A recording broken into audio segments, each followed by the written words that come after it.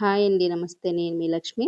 Welcome back to our channel. ఈరోజు మనం బీరకాయ చట్నీ చేయబోతున్నామండి. ఈ సమ్మర్‌లో బీరకాయి, సొరకాయి చాలా మంచిది ఒంటికి. ఇలా చేసుకున్న ఈ చట్నీ వేడి వేడి అన్నంకైనా, దోసకైనా, చపాతీకైనా చాలా టేస్టీగా ఉంటుంది. ఇప్పుడు ఇది ఎలా చేయాలో తయారీ విధానం చూద్దాం. ముందుగా 2 బీరకాయలని తీసుకునేసి శుభ్రంగా కడుక్కునేయాలండి. ఇవి వచ్చేసి ఒక పావు కిలో బీరకాయలు అంటే 250 గ్రాములుండాయి.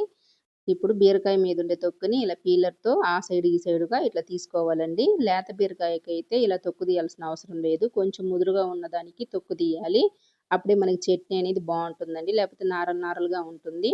మొత్తం 2 బీరకాయలకి ఇలా తీసిన తర్వాత ఇప్పుడు వీటిల్ని చిన్న ముక్కలుగా కట్ చేసుకునేద్దాము. కొంచెం మీడియం సైజు ముక్కలుగానే కట్ చేసుకోవచ్చండి. మొత్తం ఇదిలా కట్ చేసుకున్న తర్వాత ఇప్పుడు వీటిల్ని చిన్న చిన్న పీసెస్‌గా కట్ చేసుకునేద్దాము. అన్నీ ఇదే మాదిరిగా కట్ చేసుకునేసి ఇప్పుడు వీటిల్ని పక్కన పెట్టుకునేద్దాము. స్టవ్ మీద ఒక ప్యాన్ పెట్టుకునేసి ఇందులోకి ఒక 2 స్పూన్ల ఆయిల్ వేసుకోవాలి.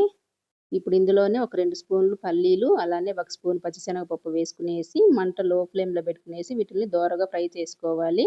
పచ్చిశనగపప్పు తీసుకున్న స్పూన్‌తోనే పల్లీలు కూడా తీసుకున్నానండి. ఇప్పుడు ఇలా కొద్దిగా వేగిన తర్వాత ఇప్పుడు ఇందులో కొన్ని పచ్చిమిరపకాయలు వేసుకునేద్దాము. అంటే ఒక 10 పచ్చిమిరపకాయలు ఉంటాయండి. మీరు తినే కారాన్ని బట్టి వేసుకోండి పచ్చిమిరపకాయలు. ఇప్పుడు వీటిల్ని కూడా ఇలా కొద్దిగా వేగిన తర్వాత పచ్చిమిరపకాయలు, పల్లీలు వేగినాయి గదా! ఇప్పుడు ఇందులో ఒక అర టీ స్పూను జీలకర్ర వేసుకునేసి ఒక నిమిషం పాటు ఇలానే ఫ్రై చేసుకునేస్తే మనకు అన్నీ బాగా చక్కగా ఫ్రై అయిపోతాయండి. చూసారు కదా! పల్లీలు, జీలకర్ర అంతా ఫ్రై అయిపోయింది. ఇప్పుడు వీటిని ఒక ప్లేట్‌లో వేసుకునేసి ఇదే ప్యాన్‌లో మనం కట్ చేసి పెట్టుకున్న బీరకాయ ముక్కలను వేసుకునేద్దాము. ఇలా బీరకాయ ముక్కలు వేసుకున్నాక మొత్తం ఒకసారి ఇలా కలుపుకునేయాలి. మనకి నూనె కూడా సరిపోతుందండి. బీరకాయల్లో నీళ్ళనేది ఊరుతాయి. కాబట్టి నూనె గాని, నీళ్ళు గాని వేయాల్సిన అవసరం లేదు. ఇప్పుడు మూత పెట్టి 2 నిమిషాలు బాగా మగ్గనిద్దాము. 2 నిమిషాల తర్వాత మూత తీసి ఒకసారి మొత్తం ఇలా కలుపుకునేయాలి.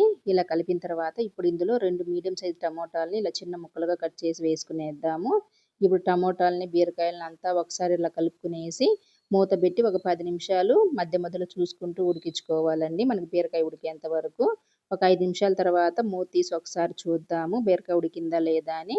ఒకసారి ఇలా మొత్తం కలబెట్టుకున్న తర్వాత బీరకాయ, టమోటా ఇంకా కొంచెం ఉడకాలి గదా! ఇప్పుడు ఇందులో ఒక కొద్దిగా చింతపండండి. అంటే ఒక అరదబ్బ నిమ్మ సైజ్ అంత ఉంటుంది.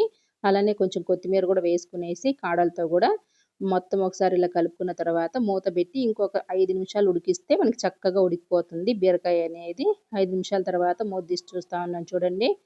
చూసారు గదా! 10 నిమిషాలకి బీరకాయ ముక్కలనేది చక్కగా మగ్గిపోయినాయి. ఇప్పుడు స్టవ్ ఆఫ్ చేసుకునేసి ఇది పూర్తిగా చల్లారేంత వరకు పక్కన పెట్టుకునేద్దాము. బీరకాయ ముక్కలు పూర్తిగా చల్లారిన తర్వాత ఇప్పుడు ఒక మిక్సీ జార్‌లోకి మనం వేయించి పెట్టుకున్న పల్లీల్ని, పచ్చిమిరపకాయలని వేసుకునేసి ఇప్పుడు ఇందులోనే ఒక అర టీ స్పూన్ కల్లుప్పు, ఒక 4, 5 చిన్నుల్లిపాయ రెబ్బలు వేసుకునేద్దాము.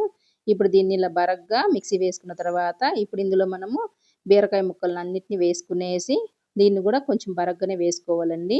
ఈ చట్నీ మనకు రోట్లో నూరితే ఎట్లుంటుందో అట్లా ఉంటేనే టేస్టీగా ఉంటుంది. చూసారు గదా! ఇలా బరగ్గా వేసుకోవాలి. ఒకవేళ మీకు బరగ్గా వద్దు అనుకుంటే కొంచెం నున్నగా అయినా వేసుకోవచ్చు.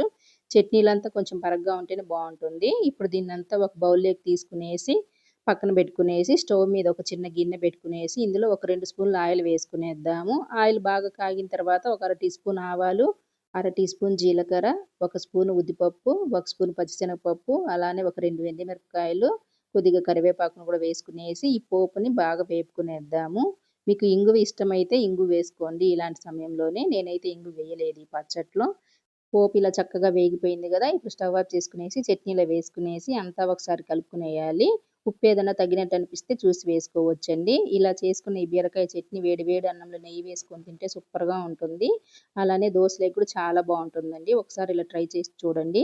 వీడియో నచ్చితే లైక్ చేయండి. ఇలాంటి మరెన్నో రెసిపీస్ కోసం మన ఛానెల్‌ని సబ్స్క్రైబ్ చేసుకొని ఫాలో చేయండి. ఈ బీరకాయ చట్నీ మీకు ఎలా అనిపించిందో కామెంట్‌లో చెప్పండి.